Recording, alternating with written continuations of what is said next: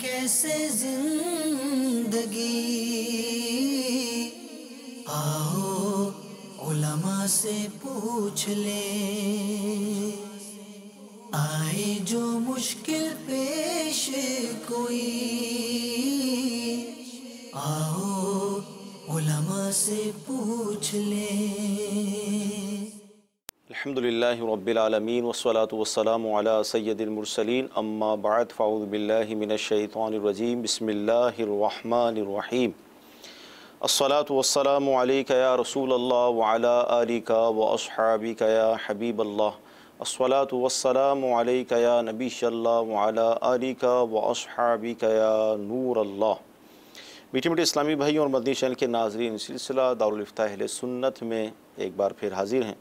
अल्हम्दुलिल्लाह अज़्ज़ व जल इल्म दीन का ख़जाना इस सिलसिले के ज़रिए हमें हासिल होता है और आज भी बहुत अहम गुफ्तगू होगी। आप शामिल सिलसिला रहें।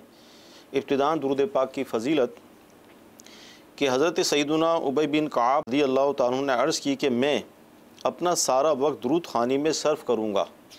तो सरकार मदीना सल्लल्लाहु तआला अलैहि वसल्लम ने फ़रमाया कि ये तुम्हारी फ़िक्र दूर करने के लिए काफ़ी होगा और तुम्हारे गुनाह मुआफ़ कर दिए जाएंगे। सल्लु अलल हबीब सल्लल्लाहु तआला अला मुहम्मद सल्लल्लाहु अलैहि वसल्लम।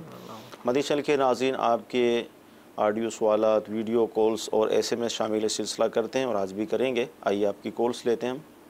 दारुल इफ्ताह अहले सुन्नत से मेरा ये सवाल है कि हमारे यहाँ पे एक करिया है जहाँ पर इंतकाल के बाद में कब्र के अंदर मैयत को रखकर उसके ऊपर सिल या लकड़ी वगैरह या कोई ऐसा ज़रा नहीं डाला जाता है जिससे वो मैयत के ऊपर मट्टी ना पड़े, बल्कि डायरेक्ट मैयत रखकर डायरेक्ट मट्टी उसके ऊपर मैयत के ऊपर डाला जाता है। ऐसे करना कैसा?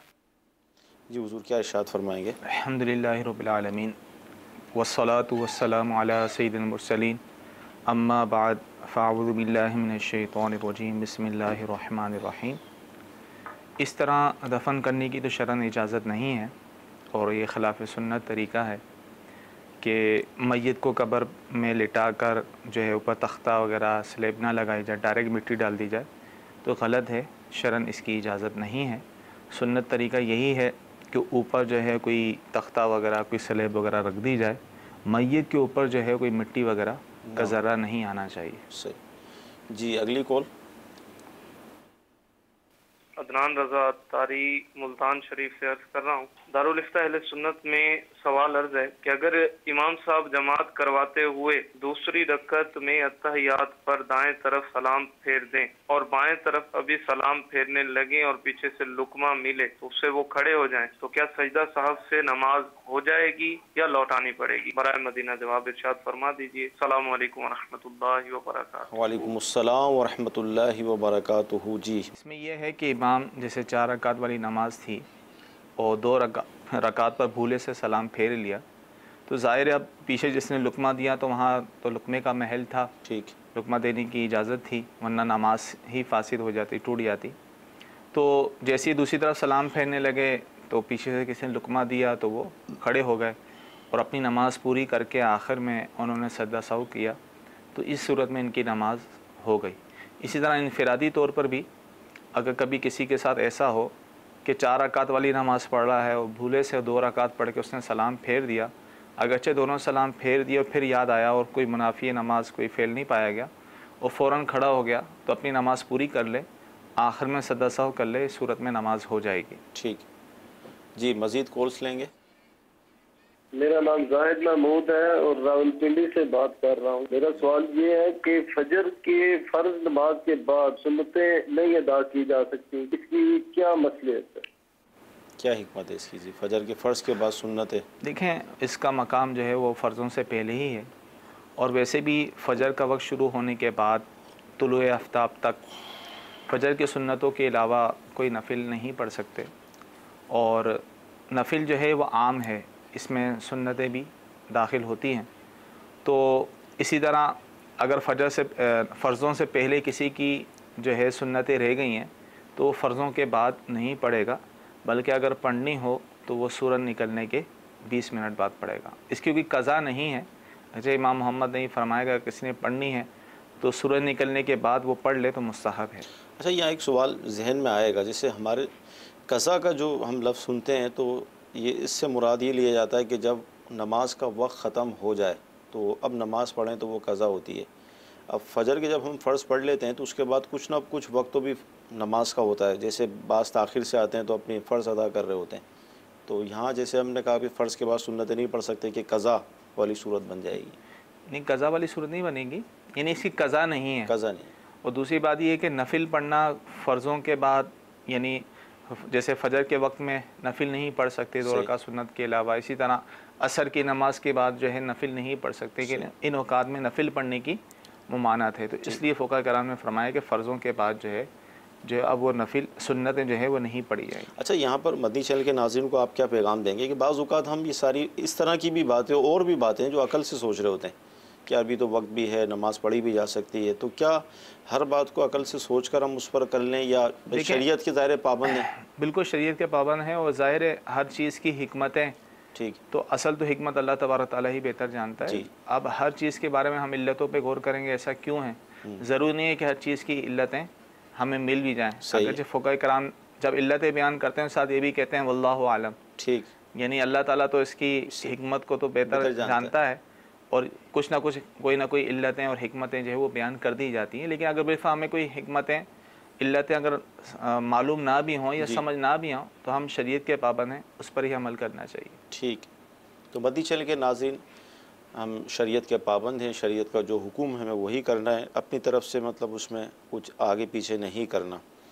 SMS भी शामिल सिलसिला करते हैं, नमाज तहज्जुद का तरीक़ा इरशाद फरमा दें कि वो कब पढ़ी जाती है, उसका तरीक़ा क्या है? नमाज तहज्जुद का तरीक़ा ये है कि इशा की नमाज़ पढ़ने के बाद फ़र्ज़ उसने पढ़ लिए, अब उसके बाद जो है वो अगर सो गया, सोने के बाद वो जब भी उठे तो वो तहज्जुद की नमाज़ पढ़ सकता है।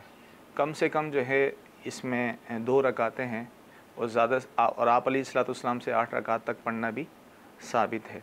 तो ये इशा के फ़र्ज़ों के बाद जब वो इशा की नमाज़ पढ़कर सोएगा, फिर जब उठेगा फ़जर का वक्त शुरू होने से पहले तो वो तहज्जुद की नमाज़ पढ़ सकता है। ठीक है जी, मज़ीद calls. Syed Mohammad Ravi, Japan, मीतो city से। मेरा सवाल ये था कि कोई शख्स सूद पर पैसे लेकर मस्जिद बनाता है तो उसमें नमाज पढ़ना जायज़ होगी या नहीं? जज़ाकल्लाहु खैरा। आमीन। जी, सूद का पैसा, देखें, ऐसी रकम लगाना, सूदी रकम लगाना, हराम पैसा लगाना मस्जिद में तो जायज़ नहीं है। अल्लाह तबारक तआला पाक है, पाक चीज़ों को पसंद फरमाता है, तो इस तरह नापाक माल जो है मसाजिद वगैरह में नहीं लगा सकते। इसी तरह बाद लोग कहते हैं चले यार सूदी माल है मस्जिद के इसंजा खाने पे लगा दिए जाएं, तो इसकी भी शरई तौर पे इजाज़त नहीं। सही। अब बिल्फा वाकई किसी ने जो है वो सूदी पैसा मस्जिद में लगा दिया, यानी सूदी पैसे से मस्जिद बना दी, तो ये मसला ज़हन में रखें कि सूद वाकई अगर सूदी पैसा हो तो सूदी पैसे से अगर कोई चीज़ ख़रीदी जाए तो वो सूद की खबासत उसमें नहीं आती। तो इसी तरह अगर वो मस्जिद बना दी गई है तो वो मामलात उस मस्जिद के साथ नहीं होंगे और उस मस्जिद में नमाज़ पढ़ना बिला कराहत जायज़ होगा, इसमें कोई कराहत भी नहीं है। ठीक जी। अलबत्ता जिसने ये पैसे लगाए हैं उसके लिए हुक्म तो फिर भी ये रहे, बरी ज़िम्मा वो नहीं हुआ, सही है, उसके लिए हुक्म यही है कि वो अव्वल तो जिससे सूद लिया उसको वापसी करे, यह अफजल है, या फिर ये जो है फ़ुकरा पर तसद्दुक़ कर दे बग़ैर सवाब की नीयत से। ठीक जी। वीडियो सवाल लेंगे हम। मेरा मुफ्ती साहब से सवाल है, जुम्मे के दिन ज़ियारत कबूर करने की क्या फजीलत है? ज़ियारत कबूर जुम्मे के दिन, देखें, ज़ियारत कबूर, कब्रों की ज़ियारत करना ये मुस्तहब है और मुनासिब ये है कि जुम्मा, जुमरात, पीर और हफ्ते के दिन की जाए, और इनमें से जो सबसे अफजल दिन है वो है जुम्मे का दिन। जुम्मे के दिन सुबह के वक्त जो है अगर ज़ियारत कबूर की जाए तो मुस्तहब है, और एक रिवायत के मुताबिक जो जुम्मे के दिन अपने वालिदैन या वालिदैन में से कोई एक किसी एक की कब्र की ज़ियारत करता है और वहाँ सूरह यासीन पढ़ता है तो बख्श दिया जाता है। सही। अच्छा, SMS ये है कि जैसे खेल है मुख्तलिफ़, क्रिकेट है, फ़ुटबॉल है, हॉकी वगैरह है, तो इनको खेलना या इनको देखना इसका शरई हुक्म इरशाद फरमाएं। लेकिन जिस तरह अमूमी तौर पे ये खेल खेले जाते हैं, ठीक है, जिस तरीके से खेले जाते हैं तो वो शरई तौर पे जायज़ नहीं है। ठीक। फ़ुक़हा कराम ने जो शराइत और क़ुयूदात बयान की हैं उसके मुताबिक तो पूरा फ़ी ज़माना उतरते नहीं हैं, जिस तरह आम है ये खेल। ठीक। तो लिहाजा जिसका खेलना जायज़ नहीं तो उसका तमाशा देखना भी इस तरह जायज़ नहीं होता। ठीक। अगर डॉग यानी कुत्ता किसी हलाल जानवर को काट ले तो क्या अब उस जानवर को ज़िबहा कर दिया जाए तो वो हलाल होगा? बिल्कुल हलाल होगा। और क्योंकि अगर उसकी मौत जो है उससे वाक़ई नहीं हुई, एक तो होता है सिकाया हुआ कुत्ता होता है, ठीक है, शिकारी कुत्ता जिसको कहते हैं, बिस्मिल्लाह पढ़ के छोड़ दिया, उसने शिकार किया, वो बात अलग है, ठीक है, तो वह हलाल होता है।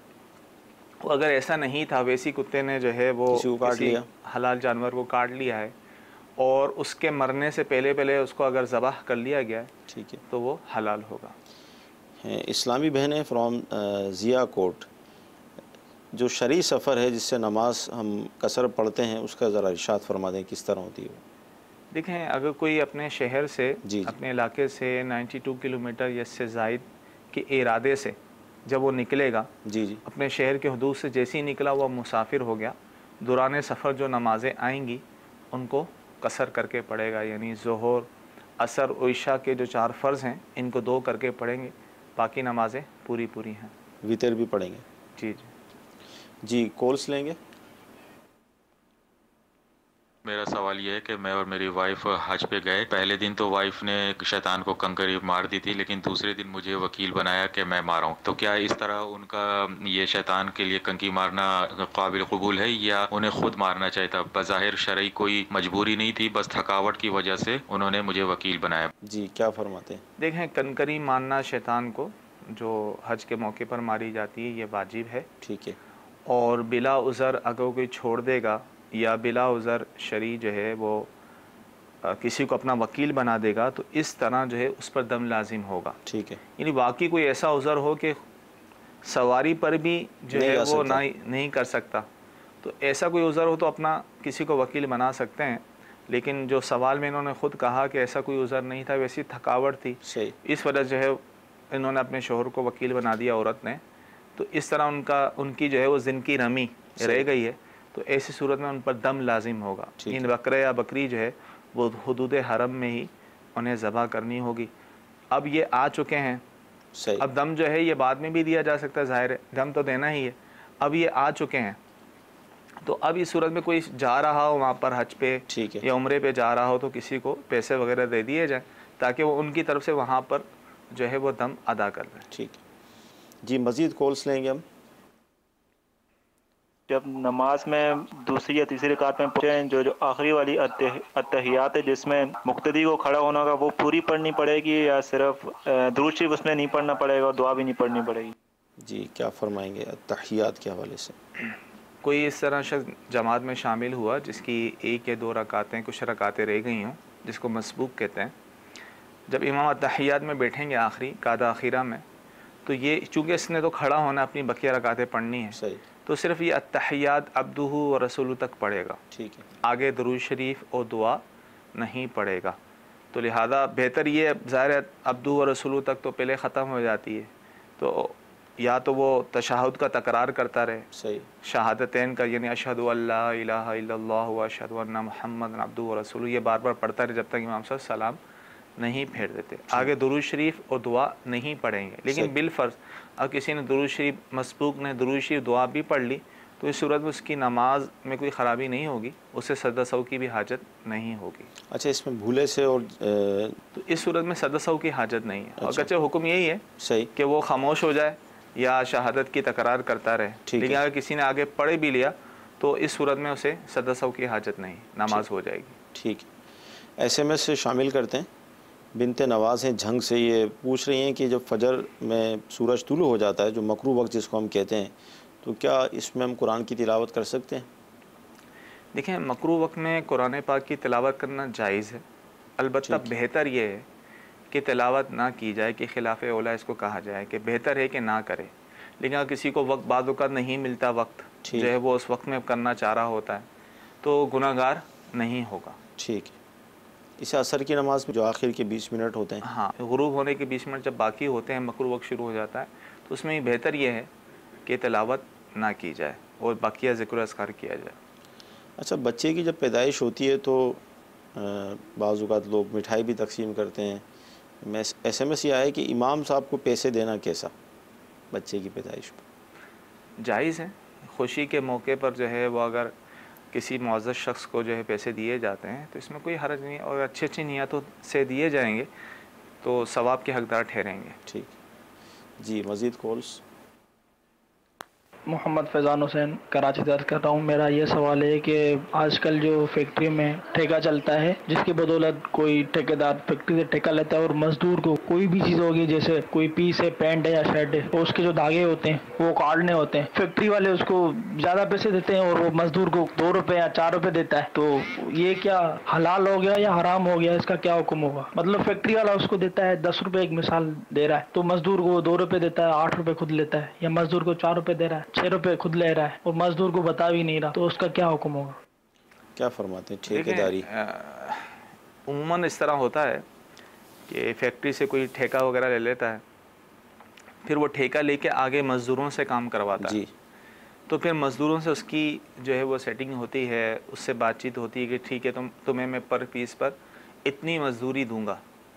वो उसका जो आपस में मायदा हुआ ठेकेदार और मज़दूर का, उसको मुताबिक जो उसको देता है वो जायज़ है।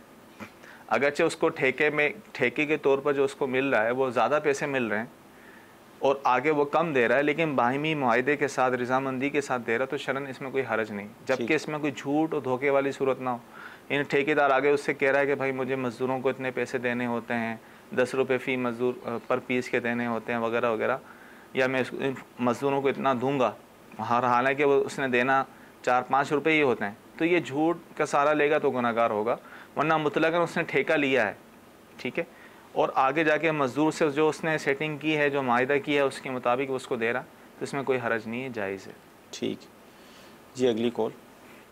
इफ्तिखार रसूल बात कर रहा हूँ लाहौर से। सर मेरा सवाल ये है कि अगर प्राइस बॉन्ड खरीदे जाएं मार्केट से, जो उसका 2 माह का पीरियड है उसमें खरीदे जाएं तो बैंक से फ्री मिलते हैं, तो यानी कि उस पर कुछ एक्स्ट्रा पैसे नहीं देने पड़ते। अगर मार्केट से इस 2 माह के बाद खरीदे जाएं तो कुछ पैसे अदा करने पड़ते हैं एक्स्ट्रा, क्या ये जायज़ है या नाजायज़ है?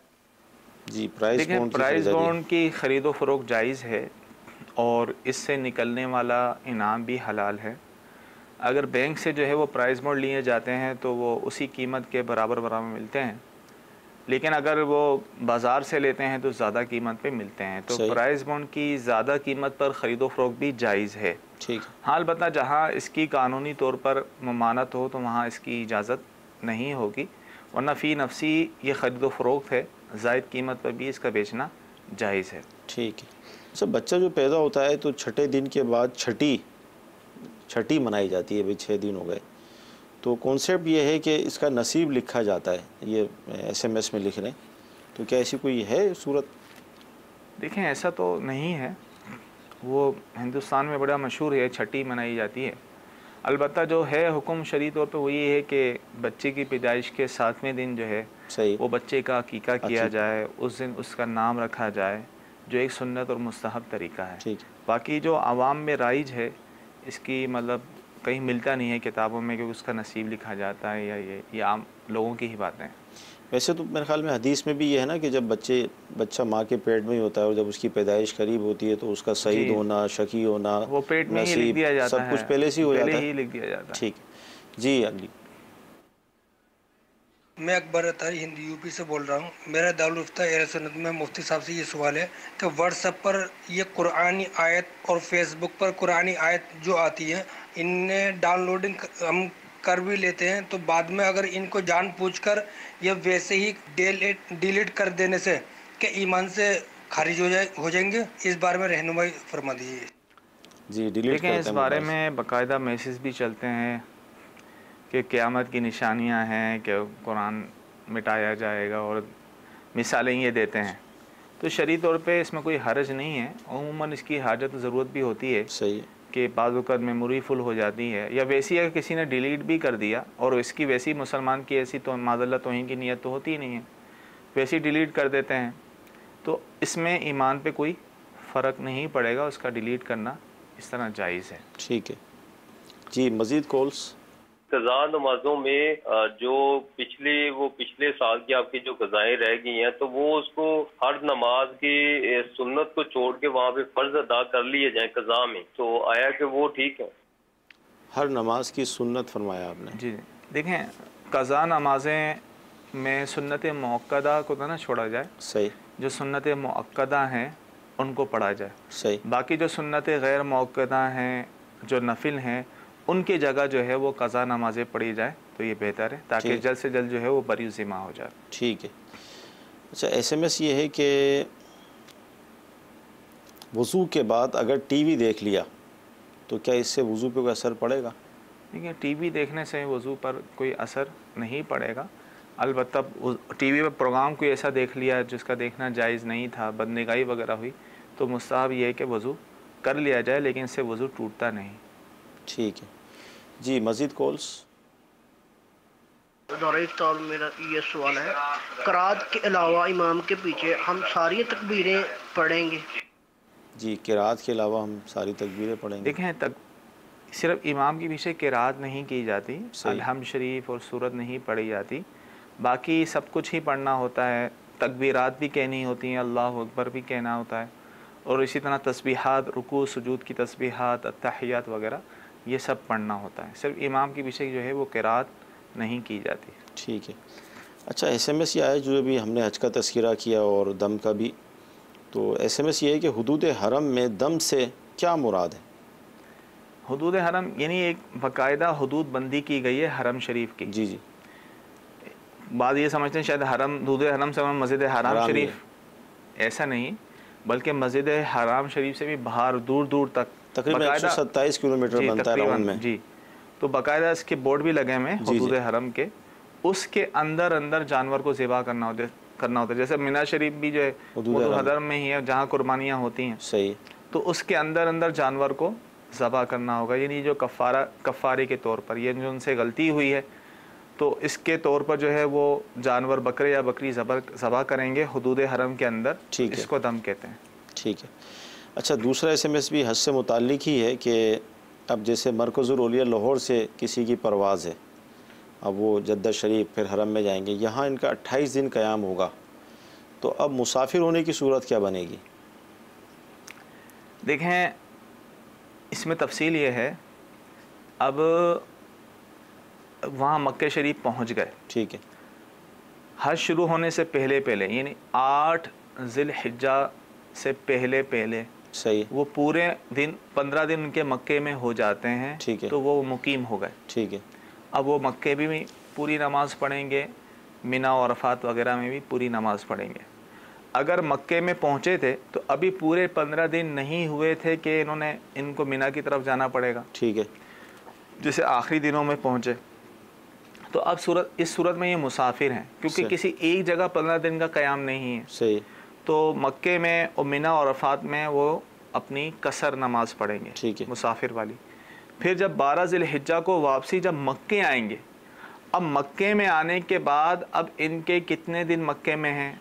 अगर 15 दिन मक्के में है तो मक्के में आने में मुकीम हो गए। ठीक है। अगर वापसी में यही है कि 15 दिन से पहले पहले इनकी वापसी है या मदीना शरीफ में हाज़िरी है, तो इस सूरत में वो मुसाफिर रहेंगे। ठीक। अच्छा, कुर्बानी का क्या इसमें साथ ये भी है ऐड जिनका SMS, कुर्बानी का हुक्म क्या होगा? देख, कुर्बानी मुकीम पर होती है, मुसाफिर पर नहीं होती। ठीक है। और जो हज के लिए जा रहे हैं, एक तो वो हज की कुर्बानी करते हैं, ठीक है, जो हज किरान और हज तमत्तो करने वाले पर वाजिब होती है, और जो हज इफराद करे उस पर मुस्तहब होती है।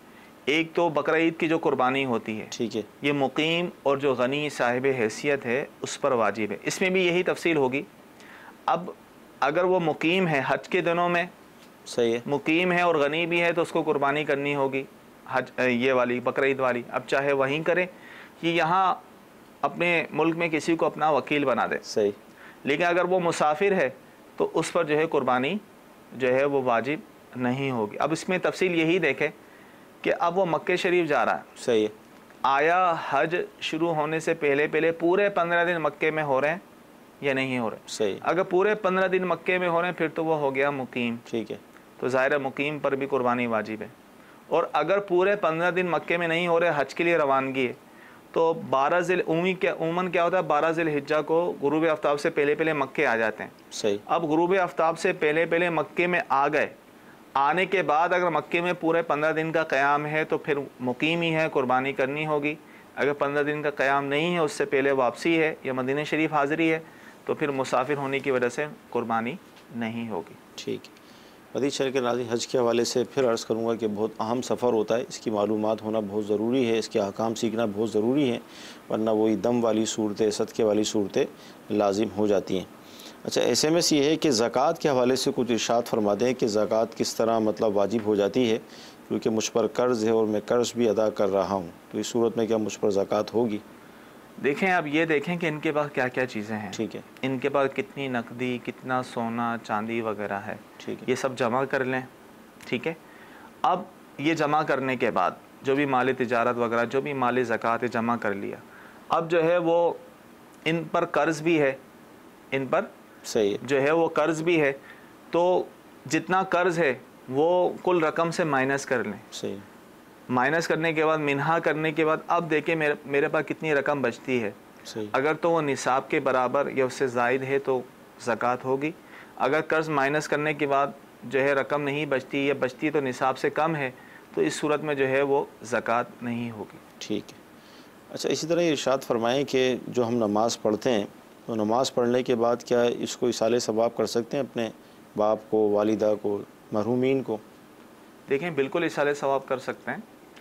फ़र्ज़ नमाज हो, नफिल नमाज हो, इसका इसाले सवाब जायज़ है। ठीक है। सिर्फ इसाले सवाब उसी को नहीं कह देते कि सिर्फ कुरान शरीफ पढ़ लिया, तस्बीहात पढ़ ली, सिर्फ इसका इसाले सवाब कर लिया, बल्कि हर नेक अमल का जो है सवाब पहुँचा सकते हैं। तो लिहाजा कोई भी नमाज़ पढ़ें, चाहे फ़र्ज़ नमाज़ पढ़ें या नफिल नमाज़ पढ़ें, तो इसका सवाब जो है अब मरहूमीन को पहुँचा सकते हैं। ठीक है।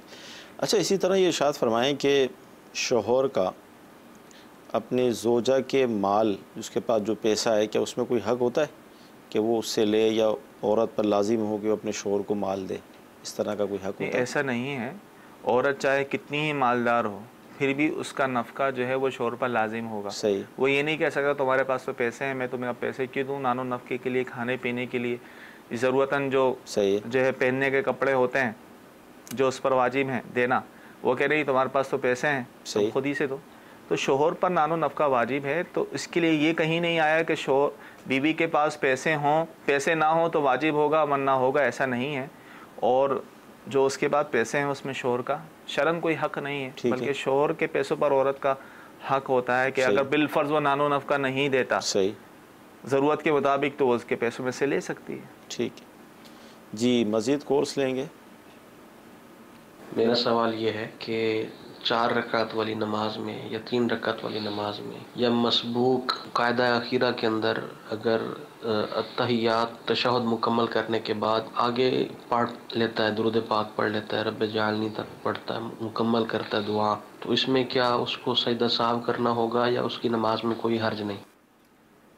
देखिए, मसबूक जो है अगर इमाम के पीछे जो है, अगर अभी कुछ देर पहले ये बयान हुआ कि वो जो है अब्दुहु व रसूलु तक ही पढ़ेगा, आगे नहीं पढ़ेगा।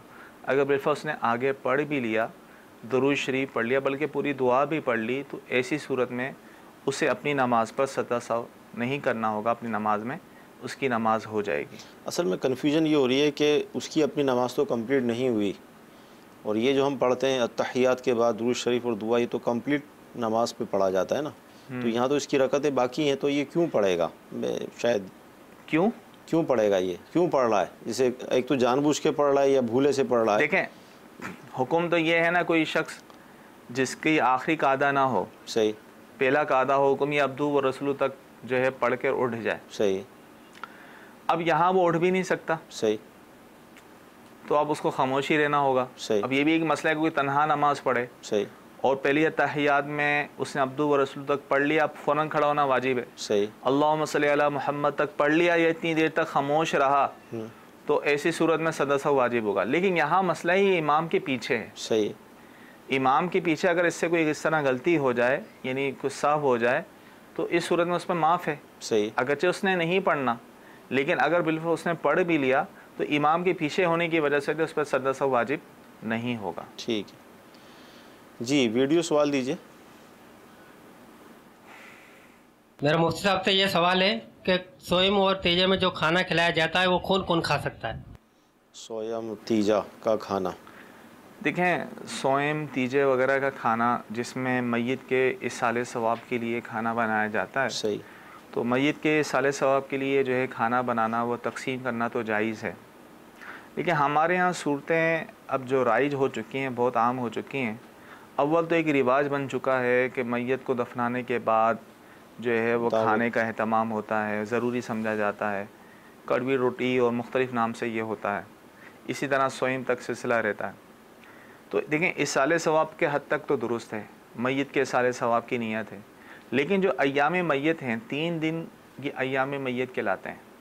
इन 3 दिनों में जो खाने पीने का अहतमाम किया जाए तो उलमा ये फरमाते हैं, और दारुल इफ्ता अहले सुन्नत का भी ये फतवा है कि जो अगनिया हैं, जो गनी हैं, जो साहिब हैसियत हैं, तो वो ये खाना नहीं खा सकते, उनका ये खाना खाना जायज़ नहीं है। अलबत्ता जो फ़ुक़रा और मसाकीन हैं, शरीफ फ़कीर हैं, तो वो ये खाना खा सकते हैं। ये तीजे तक है। बाकी 10वां, 20वां, 40वां, इसमें जो इसाले सवाब के लिए, मय्यत के इसाले सवाब के लिए खाना बनाया जाता है, ये जो है अगनिया को भी खाना जायज़, जो फ़ुक़रा भी खा सकते हैं, लेकिन बेहतर ये है कि जो अगनिया हैं उनका ना खाना बेहतर है। अच्छा हुज़ूर, ये इरशाद फरमाएँ कि 20 रकत की नफल की नीयत बांध ली, एक साथ 20 रकत पढ़ेंगे। अब 3 और 4 के अंदर शुबा हो रहा है कि 3 रकत हुई हैं, 4 हुई हैं, तो अब क्या करें? देखें, शक वाले मामले में तो ज़न्ने गालिब पे अमल करें। सही, यानी अगर भूल गया, याद नहीं आ रहा, तो जिस तरफ जहन जाता है उस पर अमल करें। और अगर शक वाला मामला है, कुछ समझ नहीं आ रहा, तीसरी है या चौथी है, किसी तरफ जहन ज़न्ने गालिब भी नहीं जा रहा, सही, तो कम का एतबार करें, यानी इसको जो है वो तीसरी तसव्वुर कर ले। तीसरी तसव्वुर करके जो है वो बैठ जाए। ठीक है, बैठने का इसलिए हुक्म दिया जा रहा है कि हो सकता है चौथी हो। सही, और कादा जो है इसका फ़र्ज़ है, तो वो बैठ जाए और फिर वो खड़ा हो जाए। ठीक है, और खड़ा होकर जो है चौथी पढ़कर भी बैठ जाए, और फिर आखिर में जो है वो सदा सब कर ले, तो इस सूरत में इसकी नमाज़ हो जाएगी। ठीक है। मुझे SMS ये आया, SMS जो हमें आया यहाँ इसमें, कि ये जो उनको जो SMS मिला, इसको 13 अफराद को फॉरवर्ड करें, वरना नुकसान पहुँचेगा अगर नहीं किया। देखिए, इस तरह तो SMS करना ही जायज़ नहीं है। ठीक है, और इस तरह का कोई SMS आए तो फ़ौरन ही डिलीट कर देना चाहिए। सही, ये सोच में नहीं पड़ना चाहिए यार कहीं डिलीट ना किया, कहीं नुकसान ना हो जाए, ऐसा कुछ नहीं है। सिर्फ मैसेज करने से जो है, मैसेज ना करने से नुकसान हो, तो ऐसे मैसेज करना भी जायज़ नहीं है। तो फ़ौरन इसको डिलीट कर दें, फॉरवर्ड हरगिज़ ना करें। यानी अगर ये डिलीट कर दें तो कोई नुकसान नहीं होगा, इनको नुकसान नहीं होगा, लेकिन अगर ये 13 को करते हैं तो आगे वो 13 कितना डिस्टर्ब हो जाएंगे, वो फिर आगे 13 को करेंगे। माजी में ऐसा होता रहा है। जी जी, वो एक पम्फलेट छपते थे, सही, कि भाई ये तकसीम करें, फ़लाने ख्वाब में ये देखा, वो देखा, ये देखा, तकसीम करे। एक ने पढ़ा था और उसने तकसीम नहीं किया, तो उसके बच्चे का इंतकाल हो गया, फ़लाँ हो गया, ये हो गया। तो जो पढ़ता तो घबरा जाता, वो दर दर तकसीम करते रहते हैं। तो इसकी शरीक कोई हैसियत नहीं है। अपने ईमान को मजबूत रखें, अल्लाह पे तवक्कुल रखें। ठीक है जी, मज़ीद कॉल्स लेंगे। मोहम्मद अनवर अत्तारी हिंद के शहर पूना से अर्ज़ कर रहा हूँ। माशाअल्लाह अज़्ज़वजल दारुल इफ्ता अहले सुन्नत सिलसिला जारी है और अपनी बरकतें लुटा रहा है। मेरा मुफ्ती साहब की बारगाह में सवाल है, नमाज में रुकू से उठते वक्त जो तस्बीह पढ़ी जाती है समी अल्लाहु लिमन हमीदा, तो ये उठते उठते पढ़ना है या उठने के बाद रुकू से तब पढ़ना है? अगर रुकू से उठने के बाद अगर कोई पढ़ ले तो क्या ये जायज़ है? क्या इसमें नमाज में कुछ कम बेशी होंगी? रहनुमाई फरमाएँ। जी इंशाअल्लाह अर्ज़ करते हैं। देखिए, सुन्नत तरीका तो ये है जी, जब नमाज में एक रुकन से दूसरी रुकन की तरफ जाए तो तकबीर और तस्बीहात जो पढ़ते हैं वो उसी वक्त ही पढ़ना शुरू कर देंगे। अब इन्होंने रुकू का सवाल किया, रुकू से जब कौमा के लिए खड़े होते हैं और समी अल्लाहु लिमन हमीदा कहते हैं, तो सुन्नत तरीका ये है कि रुकू से जब खड़े हों तो समी अल्लाहु लिमन हमीदा का सीन जो है वो रुकू से ही उठते वक्त शुरू कर दें। सही, और सीधा होते ही समी अल्लाहु लिमन हमीदा का हा जो है वो सीधा होकर ख़त्म करें। सही, लेकिन ऐसा बहुत कम देखा गया है। अमूमी तौर पे ऐसा ही होता है कि वो पहले सीधे खड़े हो जाते हैं, फिर समी अल्लाहु लिमन हमीदा कहते हैं। तो ये खिलाफ सुन्नत है, लेकिन नमाज इसमें हो जाएगी। लेकिन सुन्नत तरीका यही है कि सीन जो है वो रुकू से ही कहना शुरू करे और हमीदा का हा जो है सीधा होकर ख़त्म करे। इसी तरह जो इमाम के पीछे नमाज़ पढ़ रहे हैं, सही, और वो फ़कत रब्बना लकल हम्द कहते हैं, तो अगर रब्बना लकल हम्द कहते हैं तो रब्बना का रा जो है वो रुकू से ही कहना शुरू करें और लकल हम्द का दाल जो है वो सीधा होकर ख़त्म करें। तो ये सुन्नत तरीका है। अच्छा, यहाँ पर जैसे जो तजर्बात हैं नमाज के हवाले से, अब जैसे रुकू में जब जाते हैं तो अल्लाह अकबर यानी रुकू क़याम से ही शुरू कर दें ना, अल्लाह सजदे में जाते हैं। रुकू में जैसे क़याम से हम रुकू में जा रहे हैं या रुकू से खड़े होकर हम फिर सजदे की तरफ जा रहे हैं, तो ये भी सुन्नत ही है कि हम अल्लाह की अलीफ और यूँ फिर एंड वहाँ हो जाए। बिल्कुल, जैसे एक रुकन से दूसरी रुकन में जाना शुरू कर अल्लाह अकबर बर जो है वो रुकू पे ख़त्म कर दिया। अब कौमा से सजदे की तरफ जा रहे हैं तो ये है थोड़ा सा फासला जी, तो उसमें अल्लाह का जो है लाम जो है उसमें खड़ी हरकत को थोड़ा सा खींच लें। अल्लाह अकबर बर जो है वो सजदे में जाकर ख़त्म करें। अच्छा, इसमें मैं सवाल ये बन रहा था मेरे जहन में कि बाज़ का जिधर लोग जल्दबाजी बहुत करते हैं, जैसे इमाम ने खड़े होकर ही अगर अल्लाह कहा और मतलब वो अब इमाम से पहले चले जाएंगे लोग रुकू में, देखा ही गया है।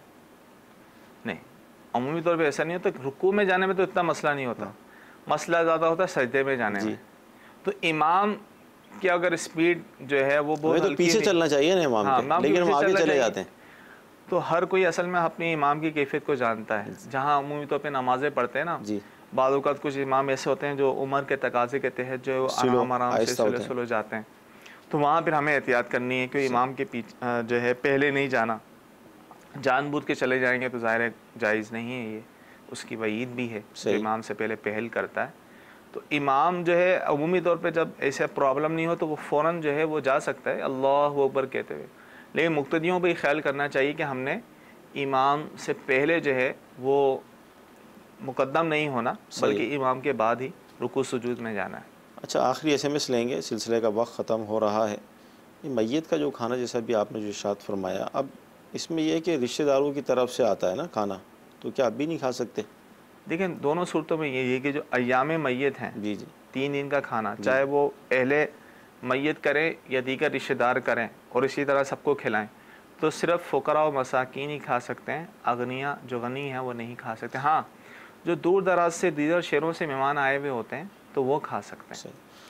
मदीना के नाज़रीन, सिलसिले का वक्त ख़त्म हुआ। अल्लाह ताला की बारगाह में दुआ करते हैं कि अल्लाह ताला आज का हमारा सिलसिला अपनी बारगाह में कबूल फरमाए। जो सुना है, जो सीखा है, उस पर अमल करने की तौफ़ीक़ अता फ़रमाए। सल्लु अलल हबीब सल्लल्लाहु तआला अला मुहम्मद।